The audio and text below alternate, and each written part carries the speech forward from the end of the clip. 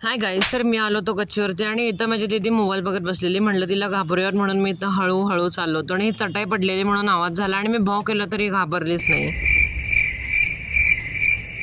आणि वायर पण माहित नाही का ढगळी झाली आहे का कोणास ठाऊक, काय मला माहित नाही. देन मग मला खाली येताना कळलं की तिने कानात हेडफोन घालून बसलेले म्हणून तिला काहीच ऐकू गेलं नाही. अनसेन्सिबल माणसं असतात नाही असं. परत एकदा मला काय करायचं, आणि त्याचं मी जोर जोरात उड्या मारत आवाज करत वर येत होतो कारण इथं गारा पडत होती. इतकं जोरात पाऊस आला होता, पूर्ण सगळं आकाश असं पिवळं ऑरेंज असं काय तर झालं होतं. आणि माझं काय मत आहे की पूर येऊ दे, इतका जोरात पाऊस पडू दे, पण तरी तो दुपारी पडायला पाहिजे. कारण हा जेव्हा पण पाऊस पडतो संध्याकाळी किंवा रात्रीच पडतो, ज्याचे की काहीच उपयोग नाही. दुपारी तरी आता इतकं उखडते सांगलीमध्ये, म्हणजे बघा मुंबई दिल्लीचं किती असेल टेम्परेचर. हे अंदरूनंतर तिसऱ्यांदा पडलेत आणि हे मी चौथ्यांदा उचलायला लागलो. आणि तिथे गारा पडत होते आणि 50 वेळा माझं लक्ष एकीकडे जाते, जे की पेंट आहे, म्हणजे पेंट पडलेला कलर करताना माझा तिथंच हात चालायसारखं, चला ही गार उचली ही गार उचली. आणि तिथंही मला पावसात ढकलायच लागले अजून गारा घेऊन मला माहित नाही तिथं काय करणार. हातात घेतल्या लगेच वितळतातच. एवढा सुरुवातीला बारीक बारीक पडत होत्या, मग नंतर इतक्या मोठ्या पडत होत्या आणि सी माझा हेडफोन पण उडून चाललाय. आणि तिथं मी पूर्ण भिजलेलं सगळं गोळा करूस्तो आणि मी एवढाच कलेक्ट करू शकलो. म्हणजे सुरुवातीला मोठ्या केलेल्या, पण त्या लहान झाल्यानंतर व्हिडिओ करू. मोबाईलच्या पण बॅटरी ऐन वेळेला संपली, त्यामुळे फ्लॅश लाईट लागतच नव्हती म्हणून सगळंच काळं दिसत होतं. तेव्हा 92% असते आणि हवं तेव्हा 5% पण नसते. 2 तास असाच टाइमपास करून झाल्यानंतर जेवणामध्ये मी खाल्लं हे गरम गरम थालपे. आणि तिथं मी रुंजीला आणायला चालले कारण ती कुठेतरी हिंडायच लागलेली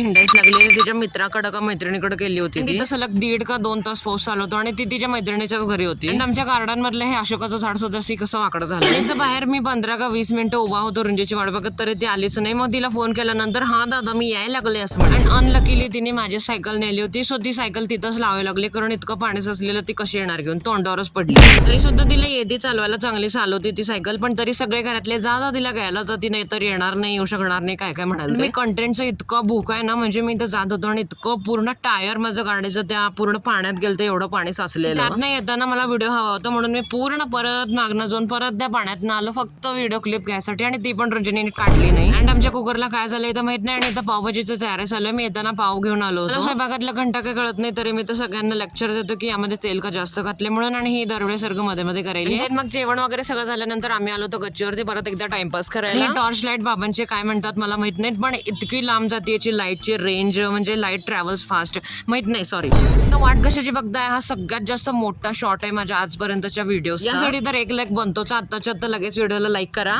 कोई तरीका है भीक मांगने का? तर व्हिडिओची लेंथ जास्त झाली म्हणून मी काय आता जास्त बोलू शकत नाही. आणि इथे काय तर ब्लॉक झालं होतं पाणी साचलेलं, सो मी ते उघडलं. ब्लॉक वरनच कळतं मी किती ऑलराऊंडर आहे.